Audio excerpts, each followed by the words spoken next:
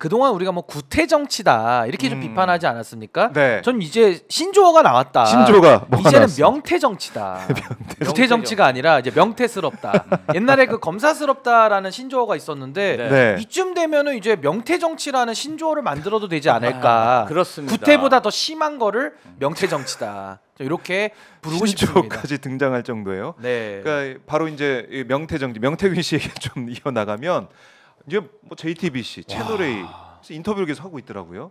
그 내용이 충격적입니다. 너무 심각하던데요. 그야말로 내가 인방 뻥끗하면 다 죽어 뭐 그런 느낌인데 검사 조사 받으면 한 달이면 하야 탄핵일 텐데 내가 임여일만 감당되겠냐 이런 얘기를 하고 있어요. 이거 어떻게? 요거는요 예. 굉장히 중요한 말을 전 했다고 봐요. 그러니까 명태균의 협박이 굉장히 기가 차지만 네. 반대로 말하면은 그만큼 하야와 탄핵을 할 만큼 중대한 헌법과 법률 위반을 했다라는 걸 전제하고 있는 표현이죠. 그러니까 우리가 뭐 폭로할 거야라고 협박을 하려면 네. 어떤 사실관계가 있어야 협박을 하지. 만약에 그것도 아니라 그러면 야 협박해. 너 무고로 갖다 넣는다? 이렇게 나오잖아요. 그러니까 명태균의 저런 말도 안 되는 네. 탄핵과 하야 협박에 대해서는 뭔가 기저에 뭐 깔려 있는 거죠. 위법과 불법. 내가 뭘 쥐고 있어. 그렇죠. 내가 입만 뻥끗하면 큰일 나. 그래서 정권 저도 무너져 이런 그 얘기다. 불법 사항이 뭔지가 굉장히 궁금합니다. 지금 거래 내용이 나온 것들은 네, 공천 개입. 의혹. 근데 공천 개입이 공천 장사인데 네. 이 공천 뇌물로 볼 수도 있을 것 같아요. 공천 뇌물로. 공천 뇌물로. 예. 그러니까 이게 수사의 범위에 따라서 네. 이제 공천 뇌물까지 확대되느냐 이걸 봐야 되는 건데 예. 저는 그래서 명태균의 그 협박이 간단하게 들리지 않는다. 그래서 그 협박하는 태도는 우리가 비판을 하지만 동시에 도대체 어떤 정말 더러운 그런 짓들을 했길래 명태균이 저런 일을 하는데 고소도 못하고 고발도 못해요. 이런 것들은 굉장히 지금 심각한 부분 아닌가. 당장 강하게 대응을 하고 대통령실에서 바로 법적인 조치를 하고. 아니 그동안의 대통령실은요 예. 그냥 건전한 비판 언론까지도 압수수색하고 그렇죠. 뭐 대통령에 대한 명예훼손 전 처음 듣는 법리거든요. 아니 어떻게 언론의 기능에 대해서 그런 식으로 명예훼손으로 고소고발하는 데가 어디 있습니까? 근데 이 사안은 네. 언론의 기능이 아니라 명태균이라는 자가 협박과 온갖 말도 안 되는 저런 짓을 하고 있는데 네. 놔둔다. 이거는 너무 의아한 거죠. 대통령실의 지금까지의 태도로 보면 이건 좀 뭔가 이상합니다. 이상하다. 일단은 네. 명태균 씨가 처한 현실을 보면 작년 12월 달에 선관위에서 정치자금법 위반 관련해서 검찰에 고발을 했고 네. 김영선과 명태균을 그리고 2월에 입건이 돼서 수사가 진행되지 않았습니까? 아무도 몰랐어요, 김영선이. 근데. 자, 예. 그때부터 대통령실과 험한 얘기가 오고 갑니다. 아. 본인 주장으로는 이런 협박도 했고 저런 협박도 했고 이런 클레임도 걸었다. 네, 막말까지 서슴지 않았다. 이렇게 명태균 씨가 주장하고 있지 않습니까? 그리고 6월, 7월에 각각 네, 네. 한 번씩 검찰 조사를 받았습니다. 결국 검찰은 사건을 인지한 12월 이후로 예. 9월까지 사건을 묵혀놨다가 지금 이 사건이 터져 나오니까 급하게 압수수색을 했어요. 예. 압수수색을 당하다 보니까 명태균 씨가 그때부터 지금 입이 터지지 않았습니까? 그리고 검사들한테 이렇게 얘기한다는 거 아니겠습니까? 네. 나를 입건하면 감당할 수 있겠습니까? 야, 이거 뭐 영화 보는 것 같아. 영화. 진짜 영화의 한 장면이고 예. 그리고 오죽하면 검찰에서 핸드폰을 압수수색했다. 9시간 만에 바로 돌려줬습니다. 저도 검찰 수사를 많이 지켜봤는데요. 그런 상황 처음 봤습니다.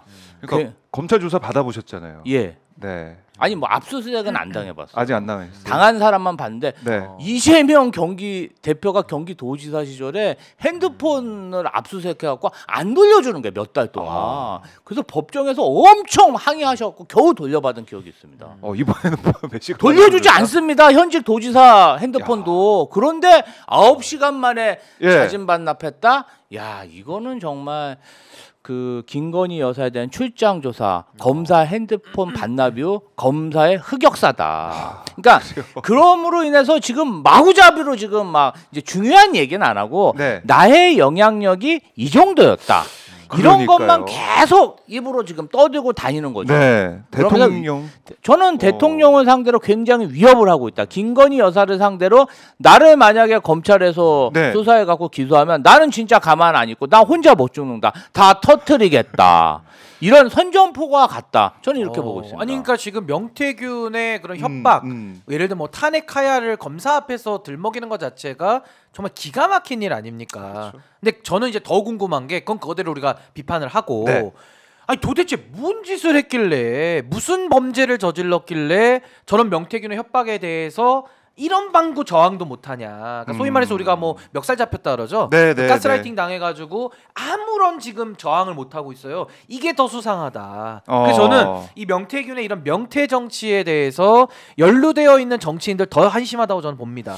그러니까 예를 들어 윤석열, 김건희 이 두 부부를 비롯해서 이준석, 김종인, 뭐 박완수, 오세훈, 홍준표 이름이 쏟아져 나오고 있어요. 이게 도대체 뭐 하는 거냐. 이런 명태 정치에 노란한 이 정치인들이 무슨 정치를 더 할 명분이 있느냐. 그 제가 다시 한번 강조드리지만 이 정말 보수의 종말을 보는 것 같아요. 뭐 제 책 제목이라서 제가 얘기하는 게 아니라 정말 보수의 종말을 보는 것 같아요. 정말 명태 정치의 끝판왕, 보수의 종말이 와 있는 겁니다. 지금 제가 볼 때는 너무 심각한 사안이에요. 심각한 상황이다. 너무 심각합니다. 예. 세비 월급 반띵, 김영선 의원의 세비 월급 반띵도 굉장히 충격적이잖아요. 그렇죠. 그런 일이 없었어요. 공천 장사도 굉장히 충격적인데 더 들어가 보면 그 명태균 씨가 여론조사한 몇 번의 사항에 대해서 중앙 여론조사심에서 제재를 받았는데 결국은 그런 거예요. 그러니까 여론조사는 안심번호, 그러니까 통신사로부터 받는 안심번호가 있고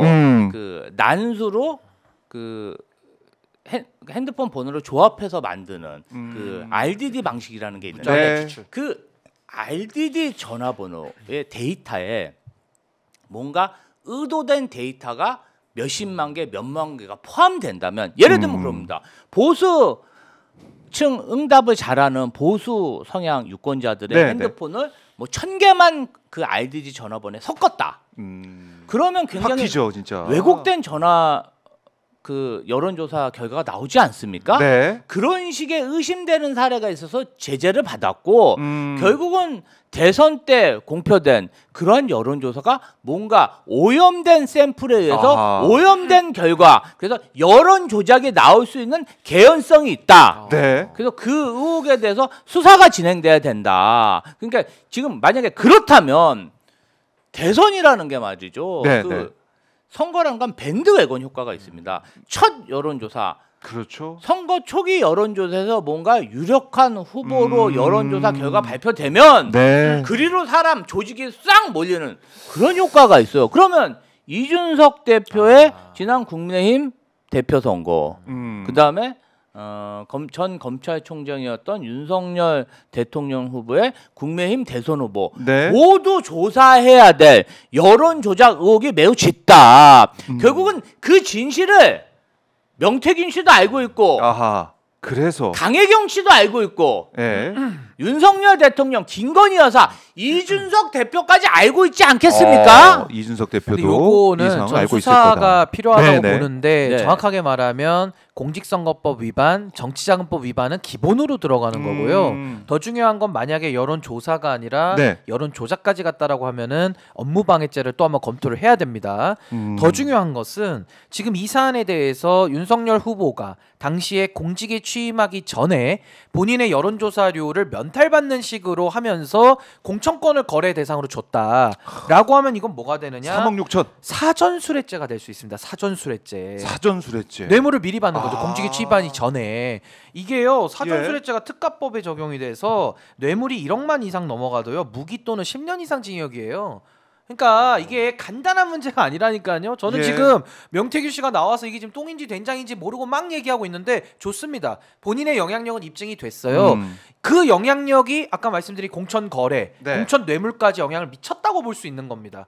그럼 이거는 수사 사안이요.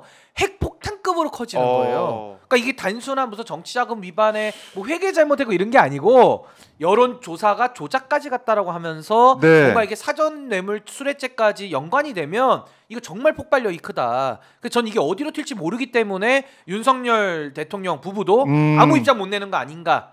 이 부분을 알고 있다면 이거 매우 심각하지 않는가 이렇게 봅니다. 공식적인 입장도 안 나오고 그냥 대통령실 반드시 수사 필요, 이거 반드시 특검해야 됩니다. 관계자 얘기만 나오고 있는데